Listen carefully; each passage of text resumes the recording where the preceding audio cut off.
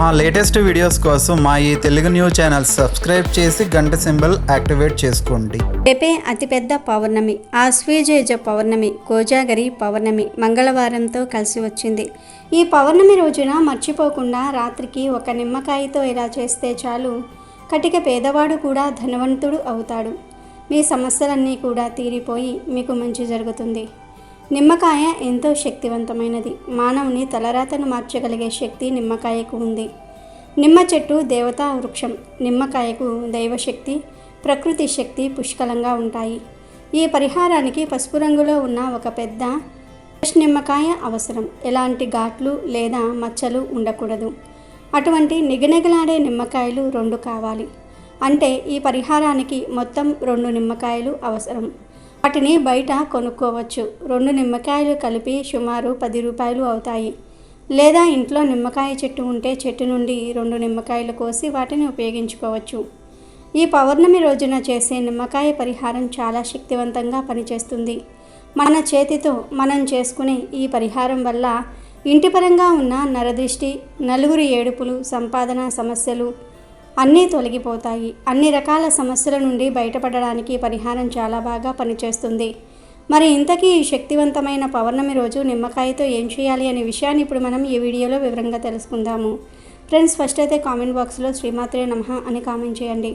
అలాగే ఈ వీడియోకి ఒక లైక్ కొట్టి మా ఛానల్ని సబ్స్క్రైబ్ చేసుకుని మాకు సపోర్ట్ చేయండి. ఈ నిమ్మకాయ పరిహారాన్ని రాత్రి సమయంలో చేసుకోవాలి. సాయంత్రం 6 గంటల నుండి రాత్రి 11 గంటల వరకు చేసుకోవచ్చు. నిమ్మకాయతో ఈ చిన్న పరిహారం చేయటం వలన పట్టిందల్లా బంగారంగా మారుతుంది. మీకు ఉన్న అప్పుల సమస్యలు, ఆర్థిక సమస్యలు తొలగిపోతాయి.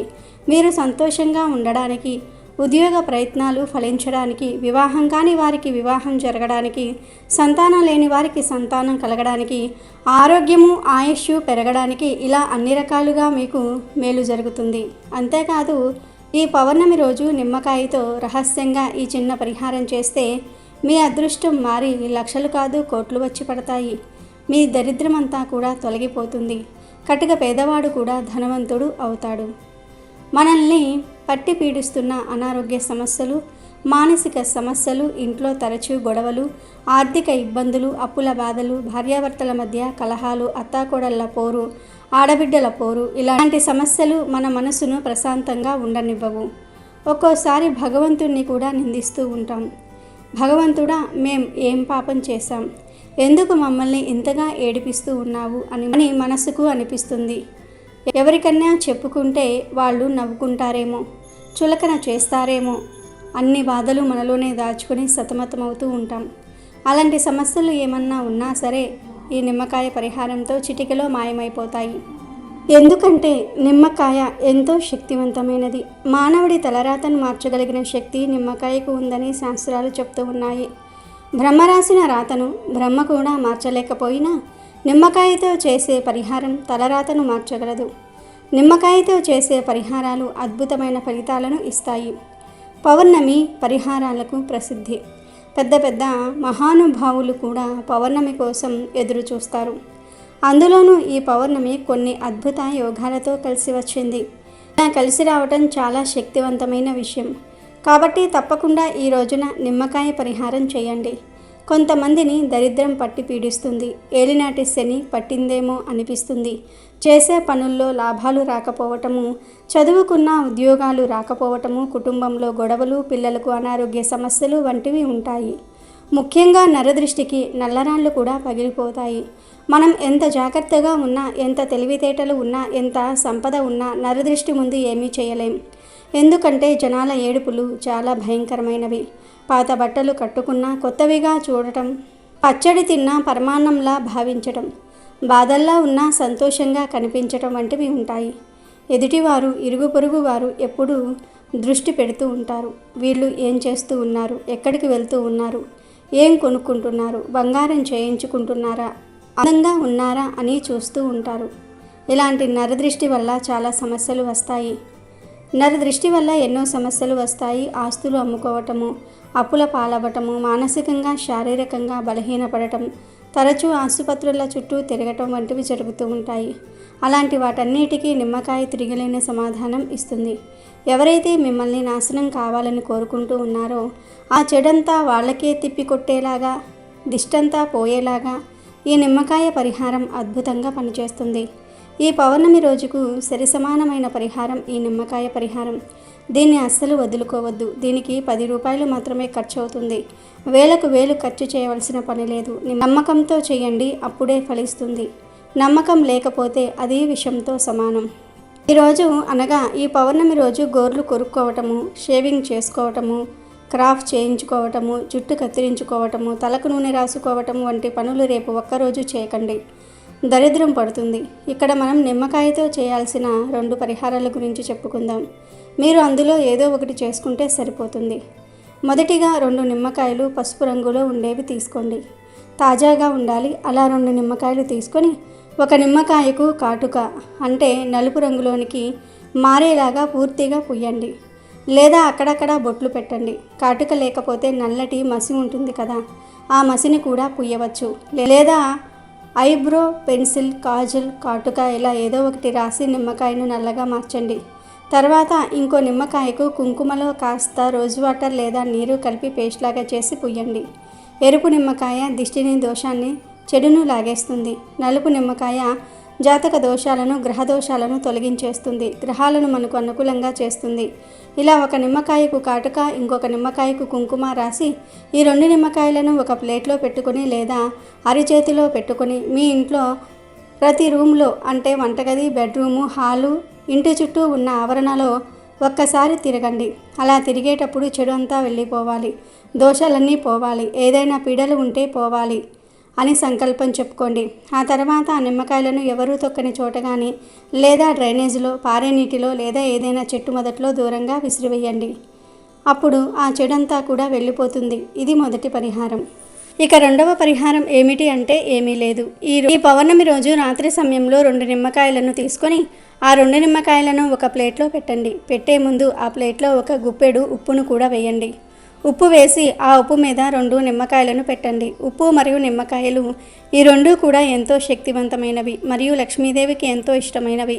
ఈ పౌర్ణమి రోజు వీటికి మరిన్ని శక్తులు వస్తాయి కనుక ఇలా ఉప్పు మీద 2 నిమ్మకాయలను పెట్టండి. ఆ తర్వాత 4 లవంగాలను తీసుకొని ఈ 2 నిమ్మకాయల మీద 2 లవంగాలను గుచ్చండి. ఆ తర్వాత ఈ ప్లేట్ను తీసుకుని వెళ్ళి మీ ఇంటి మెయిన్ డోర్ గుమ్మానికి కుడివైపున పెట్టండి. తర్వాత 2 కర్పూరం బిళ్ళలను తీసుకొని 2 నిమ్మకాయల మీద లవంగాల మధ్యలో ఇక్కడ వీడియోలో చూపిస్తున్న విధంగా పెట్టండి. తర్వాత అగ్గిపుల్ల సహాయంతో ఈ కర్పూరం బిళ్ళను వెలిగించండి. అవి వెలుగుతున్నంతసేపు మీరు ఆ నిమ్మకాయలకు మీ కోరికను చెప్పుకోండి. మాకు ఈ కష్టం ఉంది, ఈ సమస్య ఉంది, ఆ సమస్య పోవాలి, మాకు ధనం కలిసి రావాలి, మా జీవితం అద్భుతంగా మారిపోవాలి, మేము కూడా అందరిలాగా ఆనందంగా జీవించాలి అని సంకల్పం చెప్పుకోండి. కర్పూరం కాలినప్పుడు లవంగాలు కాలినా తప్పేమీ లేదు. కర్పూరం ఆహుతి అయిపోయాక ఆ ప్లేట్ను అలా వదిలేసి మీరు మీ పనులను చూసుకోండి. ఈ పరిహారాన్ని కేవలం రాత్రి సమయంలోనే చేయాలి. ఇక ఆ నిమ్మకాయలను, ఉప్పును, లవంగాలను మరునాడు ఉదయం తీసి ఏదైనా ఒక పెద్ద పచ్చటి చెట్టు మొదట్లో పడేయాలి. ఇలా ఈ పరిహారం చేసుకుంటే చాలా అద్భుతమైన ఫలితాలు కలుగుతాయి. ఇలా ఈ 2 పరిహారాలు లేదా వీటిల్లో ఏదైనా ఒక పరిహారం చేసుకుంటే మీ ఇంటి పరంగా వ్యక్తిగతంగా ఉన్న చెడు మొత్తం కూడా పోయి లక్ష్మీదేవి మీ ఇంట్లో స్థిర నివాసం ఏర్పరచుకుంటుంది. మీ జీవితం ప్రశాంతంగా మారుతుంది. ఇది చాలా శక్తివంతంగా పనిచేస్తుంది. ఈ నిమ్మకాయ పరిహారం వలన మీకు ఉన్న అప్పుల సమస్యలు, ఆర్థిక సమస్యలు తొలగిపోతాయి. పట్టిందల్లా బంగారంగా మారుతుంది. ఉద్యోగ ప్రయత్నాలు ఫలించడానికి, వివాహం కాని వారికి వివాహం జరగడానికి, సంతానం లేని వారికి సంతానం కలగడానికి, ఆరోగ్యం, ఆయుష్ పెరగడానికి ఇలా అన్ని రకాలుగా మీకు మేలు జరుగుతుంది. ఈ పౌర్ణమి రోజున ఒక గ్లాస్ లేదా చెంబులో నీళ్లు తీసుకొని ఆ నీటిలో చిన్న బెల్లం ముక్కను పొడి చేసి కలిపి అలాగే చిటికెడు పసుపును కూడా కలిపి తర్వాత ఆ నీటిని దగ్గరలో ఉన్న వేప చెట్టు దగ్గరకు తీసుకుని వెళ్ళి వేప చెట్టు మొదట్లో పోసి నమస్కారం చేసుకుంటే గ్రహ దోషాలు, జాతక దోషాలు పోతాయి. కనుక జాతకంలో కుజదోషం, రాహుకేతు దోషాలు ఉన్నవారు తప్పనిసరిగా ఈ పౌర్ణమి రోజు బెల్లం నీటిని వేప చెట్టు మొదట్లో పోసి నమస్కారం చేసుకోండి. అలాగే ఈ పౌర్ణమి రోజు తీపి పదార్థాలను అంటే స్వీట్స్ని మరియు చీపురును అలాగే ప్లాస్టిక్ వస్తువులను కొని ఇంటికి తీసుకురాకూడదు. ఈరోజు ఈ వస్తువులను కొని ఇంటికి తెస్తే దరిద్ర దేవత కూడా వాటితో పాటే మీ ఇంట్లోకి ప్రవేశిస్తుంది. ఇక మీకు లేనిపోని కష్టాలు వస్తాయి కనుక ఎవరు ఈరోజు ఈ వస్తువులను పొరపాటున కూడా కొనవద్దు. ఈ పౌర్ణమి రోజు ఎవరూ కూడా జుట్టు కత్తిరించకూడదు, గోర్లు కట్ చేసుకోకూడదు. ఆశ్వీజ శుద్ధ పౌర్ణమిని కోజాగరి పౌర్ణమి అంటారు. ఈ రాత్రి లక్ష్మీదేవి భూమి అంతా కూడా తిరుగుతూ ప్రతి ఇంటికి వస్తుంది. కాబట్టి ఈ రాత్రి ప్రతి ఒక్కరూ కూడా అర్ధరాత్రి వరకైనా సరే మేల్కొని అమ్మవారికి ఆహ్వానాన్ని పలుకుతూ దీపాలను వెలిగించుకోవాలి. ఎవరైతే మేల్కొని అమ్మవారిని ఆహ్వానించే విధంగా దీపాలను వెలిగిస్తారో వారికి లక్ష్మీదేవి యొక్క అనుగ్రహం కలుగుతుందని పెద్దలు అంటూ ఉన్నారు. ఎవరైతే దీపం పెట్టకుండా నిద్రపోతారో వారి ఇంటికి వెళ్లకుండా జారుకుంటుంది లక్ష్మీదేవి. ఆ ఇంట్లో దరిద్ర దేవత ఇక ప్రవేశించి తాండవం చేస్తుంది. లక్ష్మీదేవి స్వర్గం నుండి ఈ కోజాగరి పౌర్ణమి రోజు భూమి మీదకు వస్తుంది. భూమి మీద ప్రతి ఇంటికి కూడా సంచారం చేస్తూ ఉంటుంది. కాబట్టి ఈరోజు చక్కగా ఇంటిని శుభ్రంగా ఉంచుకోవాలి. తామరాకుపై దీపాలను ఉంచాలి. తామరాకు దొరకని వారు తమలపాకుపై కూడా దీపాలను వెలిగించుకోవచ్చు. పూజ గదిలో తులసి కోట వద్ద గుమ్మానికి 2 వైపులా, సింహద్వారానికి 2 వైపులా కూడా తామర ఆకు వేసి దానిపై దీపాలను వెలిగించుకోవాలి. పూజ గదిలో 5 ఒత్తులు వేసి ఆవు నెయ్యితో దీపం వెలిగించి లక్ష్మీదేవి పూజను నిర్వహించుకోవాలి. అదేవిధంగా సింహద్వారానికి పసుపు రాసి కుంకుమ బొట్లు పెట్టి 2 పసుపు రంగు పువ్వులను గుమ్మానికి అలంకరించుకోవాలి. అలంకరించుకునే దీపాలను కూడా వెలిగించాలి. పెరటి గుమ్మం వైపు తులసి కోట వద్ద కూడా దీపం వెలిగించి అమ్మవారికి బెల్లం అన్నం ప్రసాదంగా నివేదించాలి. ఇలా చేస్తే అమ్మవారు వారి ఇంట్లో తిష్ట వేసుకుని కూర్చుంటుంది. అష్టైశ్వర్యాలను భోగభాగ్యాలను కలగజేస్తుందని పురాణాలు చెప్తూ ఉన్నాయి. మరి విన్నారుగా, మీరు కూడా రేపు కోజాగరి పౌర్ణమి అంటే లక్ష్మీదేవి సంచారం చేసే రోజున లక్ష్మీదేవికి ఆహ్వానాన్ని పలుకుతూ దీపాలను వెలిగించండి, ఆమె అనుగ్రహాన్ని పొందండి. ఎంతో పవిత్రమైన ఈ కోజాగరి పౌర్ణమి రోజున ఒక ప్రత్యేకమైన చెట్టును తాకితే చాలు మీ జాతకం మారిపోతుందని శాస్త్రాలు చెప్తూ ఉన్నాయి. ఎంతో పవిత్రమైన ఈ ఆశ్వీజ పౌర్ణమి రోజు మీరు మామిడి చెట్టును తాకటం వలన తిరుగులేని రాజయోగం పడుతుంది. మామిడి చెట్టు కూడా ఒక దేవతా వృక్షమే. రామాయణము, మహాభారతము, ఇతర పురాణాలలో దీని ప్రస్తావన ఉంది. మామిడి పండును ప్రేమకు, సంతాన సాఫల్యతకు చిహ్నంగా భావిస్తారు. ఏ శుభకార్యం అయినా సరే ఇంటికి మామిడి ఆకులు కట్టకుండా ప్రారంభించరు. మామిడి ఆకులకు నెగటివ్ ఎనర్జీని లాక్కునే గుణం ఉంది. మామిడి చెట్టును వేదాలలో స్వర్గపు స్థలం అని సంబోధిస్తారు. భాగవతంలో మందర పర్వతం మీద మామిడి చెట్లు ఉన్నాయని చెప్పబడింది. శివుడు ఒకసారి కోపానికి గురి అయి పార్వతీదేవిని శపించగా పార్వతీదేవి భూలోకానికి వచ్చి ఒక మామిడి చెట్టు కింద మట్టితో శివలింగాన్ని చేసి పూజించినట్లుగా పురాణాలు చెప్తూ ఉన్నాయి. కాబట్టి మామిడి చెట్టు పరమ పవిత్రమైన వృక్షం. ఈ పౌర్ణమి రోజున మామిడి చెట్టులోని ధాతువులు యాక్టివేట్ అవుతాయి. కనుక ఈరోజు మామిడి చెట్టును తాకితే చాలు మీ కష్టాలు, సమస్యలు పోతాయి. మీ ఇంట్లోని నెగిటివ్ ఎనర్జీని, రోగాలను ఆ చెట్టు లాగేసుకుంటూ ఉంటుంది. ఈరోజు మీకు ఎక్కడ మామిడి చెట్టు కనిపించినా లేదా మీరే మామిడి చెట్టు దగ్గరకు వెళ్ళి చెంబుడు నీళ్లు ఆ చెట్టుకు సమర్పించండి. తరువాత మామిడి చెట్టుకు నమస్కారం చేసుకుని 11 సార్లు ఆ చెట్టును తాకండి.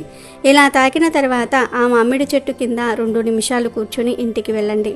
ఇదంతా చేయకపోయినా ఈ అద్భుతమైన రోజున ఎవరైతే మామిడి చెట్టును తాకుతారో వారి ఒంట్లోని రోగాలు, చెడు నెగిటివ్ ఎనర్జీ అంతా పోతుంది. మామిడి చెట్టులోని పాజిటివ్ ఎనర్జీ మీ ఒంట్లోనికి ప్రవేశించి మీ దశ మారిపోతుంది.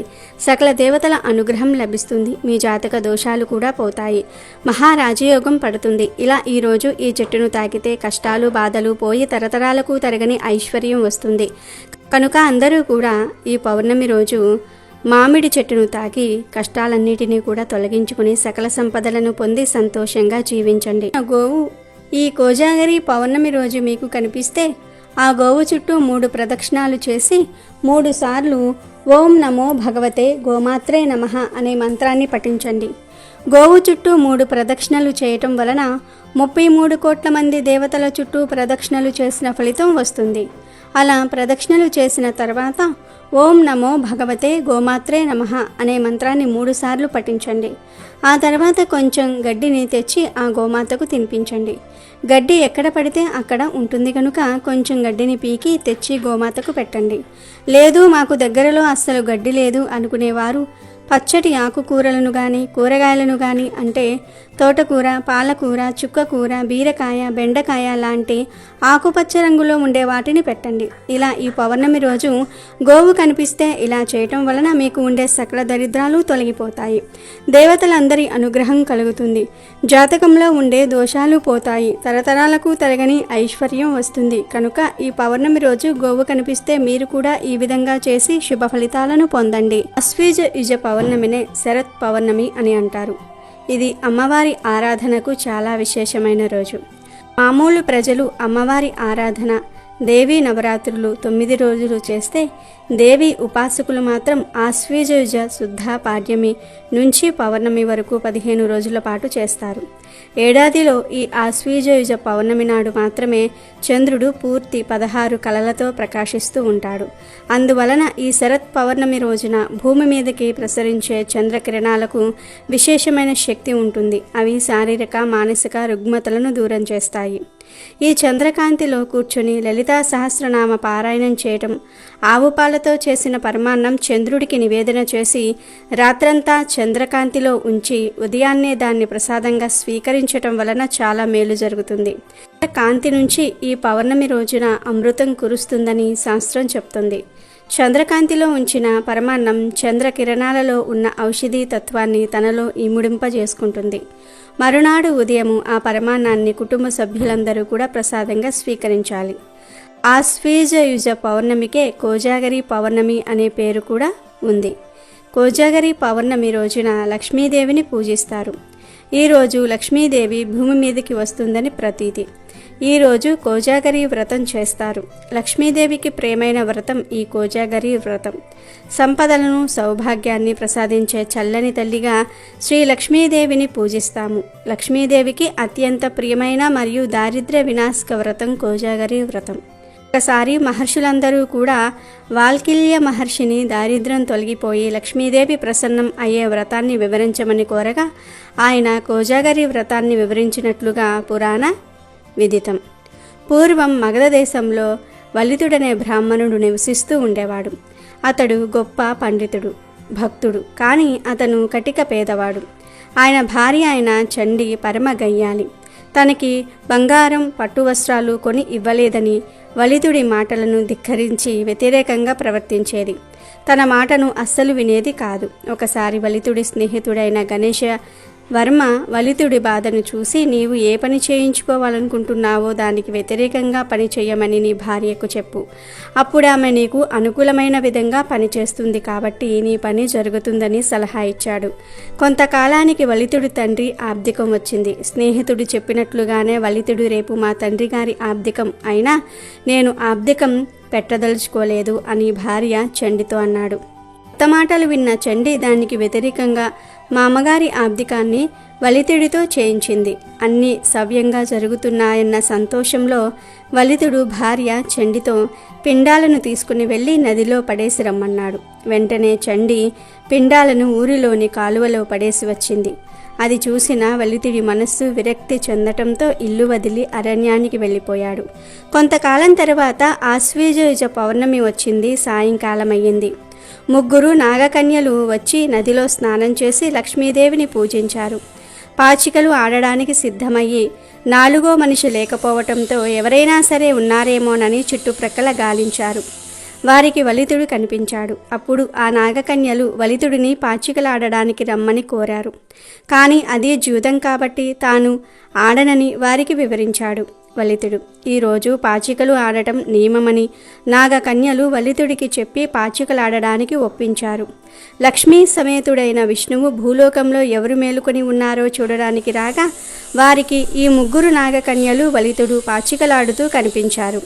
దీనికి సంతోషించిన లక్ష్మీదేవి వారికి సర్వసంపదలను ప్రసాదించింది అని వాలిఖ్యల మహర్షి వివరించారు. కాబట్టి ఆశ్వీజయుజ పౌర్ణమి రోజున లక్ష్మీదేవిని పూజించి ఆ రాత్రి జాగరణ చేస్తూ పాచికలాడే వారికి సర్వసంపదలు చేకూరతాయని పురాణాలు చెప్తూ ఉన్నాయి.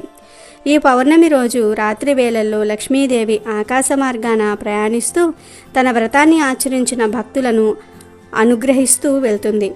అమ్మవారు కటాక్షం కారణంగా దారిద్ర బాధలు తొలగిపోతాయి, సిరి సంపదలు చేకూరతాయి. అంతేకాదు ఇదే రోజు మన రాష్ట్రంలో కొన్ని ప్రాంతాలలో గొంతెమ్మ పండుగను చేస్తారు.